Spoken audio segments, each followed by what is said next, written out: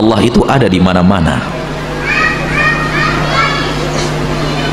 Allah itu ada di mana-mana.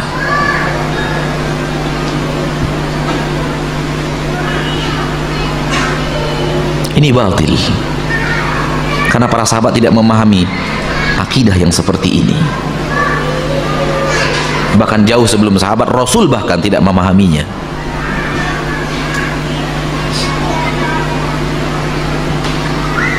Ketika sahabat Nabi didatangkan kepada Nabi SAW seorang wanita, sahabat wanita, sahabiyah wanita, budak daripada seorang sahabat bernama Muawiyah bin Hakam, bukan Muawiyah bin Abi Sufyan, Muawiyah yang lainnya, Muawiyah bin Hakam dalam Sahih Muslim. Nabi bertanya kepada budak itu, Aina Allah? Di mana Allah? Dia mengatakan fis sama, di atas langit.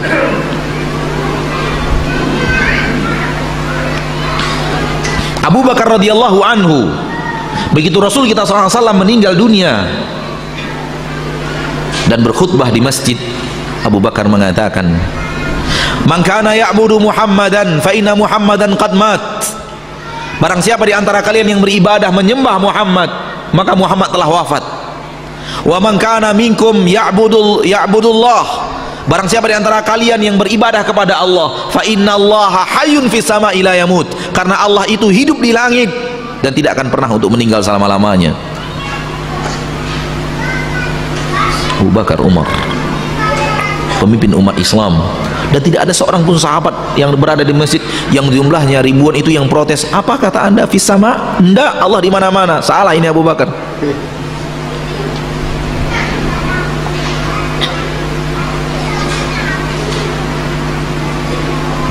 Turun Al-Quran di dalam surah Al-Ahzab,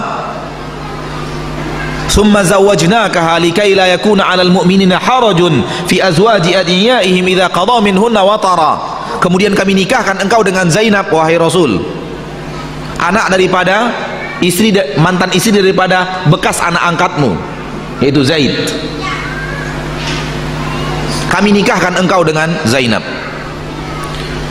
Allah menikahkan Nabi dengan Zainab, istri beliau tercinta Zainab binti Jahsh radhiyallahu anha wa ardhaha.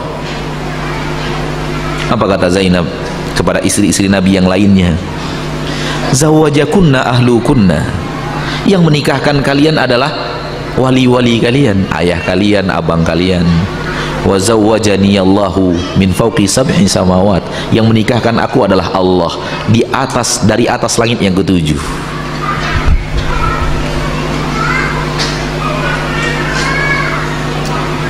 Pemahaman kita, akidah kita, Allah ada di mana-mana. Sedang ada di masjid bersama kita, sedang ada di rumah kita, sedang ada di Amerika, sedang ada di Mekah, juga ada di Malaysia. Di dalam safety tank yang mana? Ada Allah? Ada juga Allah di dalam safety tank. Kalau Anda katakan tidak ada, batal pemahaman Anda bahwa Allah ada di mana-mana. Kalau Anda meyakini Allah di mana-mana, Anda wajib meyakini Allah sedang ada di dalam safety tank, bercampur dengan na'udzubillah yang Anda sendiri tidak mau bercampur dengannya setiap hari, di tempat-tempat yang kotor dan jorok. Na'udzubillah tsumma na'udzubillah. Ustaz, akidah ini kami tidak mengarangnya, kami ambil dari Al-Quran. Wa huwa ma'akum aina ma kuntum. Dia bersama kalian dimanapun kalian berada. Ma yakunu min najwa thalathin illa huwa rabi'uhum wa la khamsatin illa huwa sadisuhum wa la adna min dhalika wa la akthara illa huwa ma'ahum aina ma kanu thumma yunabbi'uhum bima 'amilu yawmal qiyamah innallaha bikulli syai'in 'alim. Tidak kalian berbisik-bisik tiga orang melainkan dia yang keempat. Tidak juga berbisik-bisik 5 melainkan dia yang keenam. Tidak jumlah lebih banyak, tidak jumlah lebih sedikit, kecuali dia bersama kalian dimanapun kalian berada. Kemudian dia akan memberitahu kepada kalian apapun yang kalian kerjakan. Sesungguhnya Allah dengan segala sesuatu maha mengetahui. Kami dengan Al-Quran. Wa nahnu aqrabu ilaihi min hablil warid. Kami lebih dekat kepadanya daripada urat lehernya, urat nadinya. Kita katakan pemahaman yang salah, karena para sahabat tidak memahami seperti itu. Allah kebersamaan, Allah bersama kita, karena memang Allah mendengar apa yang kita ucapkan. Allah melihat seluruh gerak-gerik kita. Allah melihat apa yang ada di dalam kantong kita yang kita tidak lihat sekarang. Kalau ada semut dalam kantong antum, antum tahu? Nggak tahu. Allah tahu kalau ada semut dalam kantong antum.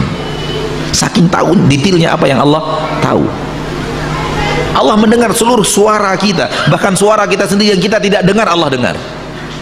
Antum sering merintih tanpa suara? Pakai suara hati?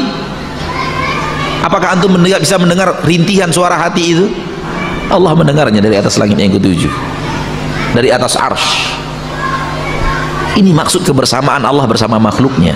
Makanya Allah katakan 3 orang berbisik-bisik Allah yang keempat, 5 orang berbisik-bisik Allah yang kelima, tidak jumlah yang lebih besar Allah yang keenam, tidak jumlah lebih besar, tidak jumlah lebih sedikit kecuali Allah bersama mereka. Allah dengan segala sesuatu maha mengetahui. Lihat, Allah tutup dengan firman-Nya, Allah tahu. Jadi kebersamaan di sini adalah maksudnya Allah mengetahui. Anda berdua berbisik-bisik, Allah tahu apa yang Anda ucapkan. Seorang duduk bersama Safwan bin Umayyah di kota Mekah, bernama Umair bin Wahab, di kota Mekah setelah Rasulullah hijrah ke kota Madinah. Duduk Safwan bin Umayyah, dan Umayyah ini terbunuh di perang Khalaf. Ayahnya Umayyah bin Khalaf terbunuh di perang Badar. Petinggi Mekah, anaknya Safwan bernama Safwan, duduk bersama seorang sahabat karibnya bernama Umair bin Wahab. Lalu Umair bin Wahab mengatakan, saya ingin sekali membunuh Muhammad itu, kalau bukan karena ada perkara di antara saya, ada hal yang menghalangi saya. Kata Safwan, apa yang menghalangi kamu untuk pergi ke Mekah? Saya masih ada anak dan istri yang harus saya biayai, saya ada hutang yang belum saya lunasi. Tapi kamu, benar kamu akan ke Madinah membunuh Muhammad? Iya, saya akan ke Madinah. Udah, kalau begitu, kalau kamu pergi, saya yang tanggung. Istri dan anak-anakmu, kalau kamu pergi, saya yang tanggung. Dan hutang-hutangmu saya akan bayar. Jaminan. Pergi kamu ke Madinah, bunuh Muhammad. Hanya berdua di padang pasir di atas sebuah batu. Sepakatlah. Mereka yakin, saya yakin ya, bahwa tidak ada orang yang mendengar. Padang pasir. Berbeda kalau kita bicara di dalam hutan, masih ada di balik pohon, di atas pohon, di balik semak-semak, bisa jadi ada orang bersembunyi. Ini padang pasir, padang yang terbuka, hanya Safwan dan Umair bin Wahab. Maka datanglah Umair bin Wahab ke kota Madinah. Di awal dia datang, dilihat oleh para sahabat, asyhadu an la ilaha illallah wa asyhadu anna Muhammad. Gembira para sahabat, Umair bin Wahab masuk Islam, Umair bin Wahab masuk Islam. Para sahabat gembira sekali ketika melihat ada orang kufar masuk Islam itu. Kebahagiaan yang luar biasa. Langsung menjadi saudaranya, dipeluknya, diucapkan kata-kata yang membuat dia bahagia, kata-kata selamat. Lalu kemudian mereka membawanya kepada Rasul. Kata Rasul setelah duduk di hadapan Rasul, bagaimana wahai Umair? Asyhadu an la ilaha illallah wa asyhadu anna Muhammadar Rasulullah. Ingin membunuh kan? Ingin membunuh. Sudah disiapkan pisau beracun, tinggal tusuk di dekat Rasul sallallahu alaihi wasallam. Sudah sangat dekat dengan Rasul. Para sahabat tidak tahu. Ketika kita tidak tahu dan kita merasa orang itu aman, kita biasanya hilang apa? Hilang safety. Kata Rasul tercinta sallallahu alaihi wasallam, bukankah engkau membawa pisau beracun untuk membunuhku? Bukankah engkau di kota Mekah duduk bersama Safwan bin Umayyah di atas sebuah batu, dan engkau mengatakan aku ingin sekali membunuh Muhammad? Dan Rasulullah mengucapkan kata-kata dia kepada Safwan. Dan apa kata-kata Safwan kepada dia? Karena Allah tahu bisik-bisik mereka. Kata Umair bin Wahab, demi Allah wahai Muhammad, takkan ada seorang pun yang bisa mendengar ucapan kami, karena kami sedang berada di padang pasir. Kalaulah bukan Allah yang mendengar apa yang kau ucapkan, tidak akan ada orang yang bisa memberitahu kepadamu asyhadu an la ilaha illallah wa asyhadu anna muhammadar rasulullah, aku bersaksi bahwa engkau adalah utusan Allah dan tiada yang berhak diibadah kecuali Allah. Masuk Islam. Allah mengetahui apa yang kita bicarakan, maksudnya adalah Allah mendengarnya, Allah mengetahui keadaan kita, tidak akan tersembunyi dari Allah. La ya'zumu anhu mithqalu dzarratin fis samawati wala fil ard, tidak akan tersembunyi dari Allah sedikit pun di langit dan di bumi. Tapi bukan maksudnya Allah bersama kita, zatnya bersama kita, karena Allah tegas mengatakan Ar-Rahmanu 'alal 'arsy istawa, Allah subhanahu wa ta'ala di atas arsy. Namun bisik-bisik kita Allah tahu, Allah dengar. Ini maksud kebersamaan. Kalau kita ingin bahas ini bahasan panjang lagi, tapi ingat, Nabi Muhammad ketika disuruh untuk menghadap Allah, pergi kemana Nabi kita tercinta? Dibawa kemana Nabi kita tercinta oleh malaikat Jibril? Menembus langit pertama, kedua, ketiga, keempat, kelima, keenam, sampai Sidratul Muntaha.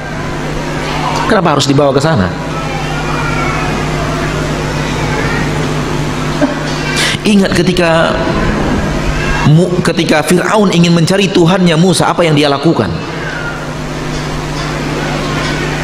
Wa qala ya Haman ibni li sarhan la'alli ablughul asbab as-samawati fa attali'a ila ilahi Musa wa inni la adhunnuhu minal kadhibin. Wahai Haman, bangunkan untuk gunung-gunung yang tinggi, gunung-gunung yang sampai mencakar langit, aku ingin melihat mana Tuhannya Musa. Kenapa Fir'aun mencari Tuhannya Musa ke atas? Karena Nabi Musa memberitahu kepada Fir'aun Allah di atas, bukan di mana-mana. Fir'aun tidak menyebar pasukan cari Tuhannya Musa di kiri, di kanan, di dalam lubang, di